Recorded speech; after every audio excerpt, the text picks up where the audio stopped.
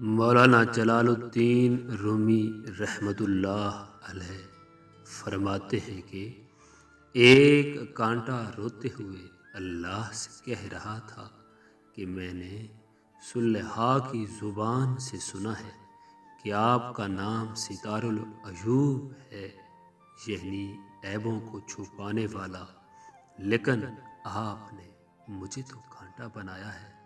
میرا عیب کون چھپائے گا؟ مولانا رومی فرماتے ہیں کہ اس کانٹے کی دعا پر اللہ نے اس کے اوپر پھول کی پنکھڑی پیدا کر دی تاکہ وہ پھول کے دامن میں اپنا منہ چھپا لے۔ بتائیے، گلاب کے پھول کے نیچے کانٹے ہوتے ہیں یا نہیں؟ مگر باغبان ان کانٹوں کو باغ سے نہیں نکالتا، باغ سے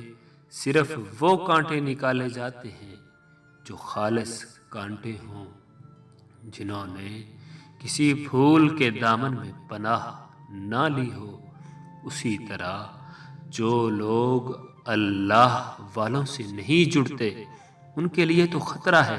لیکن جو گناہ گار اللہ والوں کے دامن سے جڑ جاتے ہیں ان کی برکت سے ایک دن وہ بھی اللہ والے بن جائیں گے۔ دنیا کے کانٹے تو پھولوں کے دامن میں کانٹے ہی رہتے ہیں، لیکن اللہ والے ایسے پھول ہیں کہ ان کی صحبت میں رہنے والے کانٹے بھی پھول بن جاتے ہیں، پھول